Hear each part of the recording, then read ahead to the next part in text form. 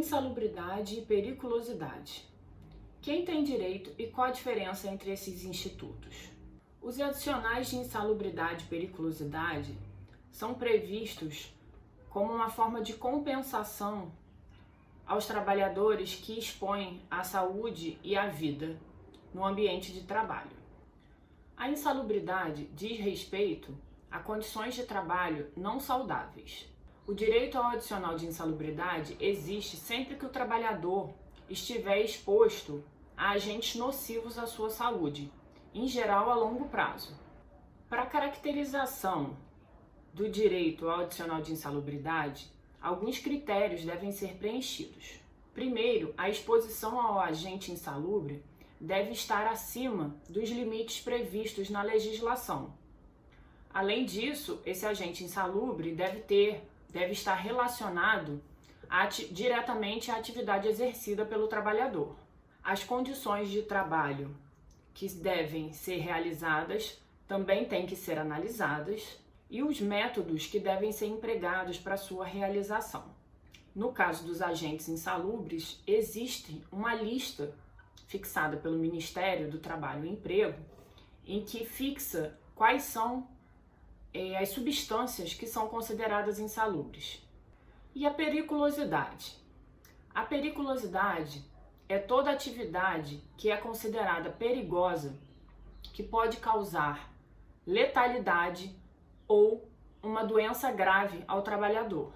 Assim, vai ser considerada periculosa toda atividade laboral em que coloque em risco a vida do trabalhador, ou seja possível um óbito em decorrência daquela atividade exercida ou que possibilite a ocorrência de uma lesão corporal grave. Esse é o caso dos trabalhadores que manuseiam explosivos ou produtos inflamáveis. Neste caso, o trabalhador vai ter direito a um adicional de periculosidade. Para que a atividade laboral seja considerada periculosa, o trabalhador deve estar exposto aos seguintes agentes: inflamáveis, explosivos, relativos à energia elétrica ou eletricidade, uso de motocicleta, exposto diretamente a roubos e violência física decorrente de segurança pessoal ou patrimonial. A principal diferença entre a insalubridade e a periculosidade está na exposição da vida do trabalhador, o tipo de risco que o trabalhador vai estar exposto. A insalubridade expõe o risco à saúde do trabalhador, ou seja, ele pode desenvolver ou contrair alguma doença que prejudique a saúde dele. No caso da periculosidade, o risco é a vida do trabalhador. A lesão é muito mais grave. O resultado pode ser imediato, no caso de óbito ou uma lesão corporal grave. Uma outra diferença entre esses dois institutos é em relação à aposentadoria.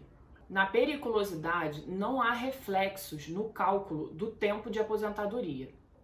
Já o recebimento do adicional de insalubridade poderá causar uma redução no tempo de contribuição que aquele trabalhador vai precisar para se aposentar junto ao INSS. Isso se dá, como nós já falamos anteriormente, que a insalubridade ela expõe a saúde do trabalhador, ou seja, a exposição àquele agente insalubre ao longo do tempo, muitos anos, pode causar doenças graves e aí reduz a qualidade de vida, do trabalhador. Por isso, daria ensejo a uma redução no tempo de contribuição para fins de aposentadoria. Quais os valores dos adicionais de insalubridade e periculosidade? Da insalubridade, os percentuais são de 10% para grau mínimo, 20% para grau médio e 40% para grau máximo. Uma diferença importante: o percentual do adicional de insalubridade é calculado sobre o salário mínimo local, regional. Já no adicional de periculosidade é pago sobre o salário base do trabalhador. Em relação ao acúmulo do trabalhador quanto ao recebimento do adicional de insalubridade ou periculosidade, isso ainda é um tema discutido, mas a jurisprudência majoritária entende que o trabalhador, caso a sua função enquadre, né, nos dois casos, ele vai poder optar por um dos adicionais, mas ainda não é um entendimento majoritário o recebimento de forma cumulativa do adicional de insalubridade e do adicional de periculosidade.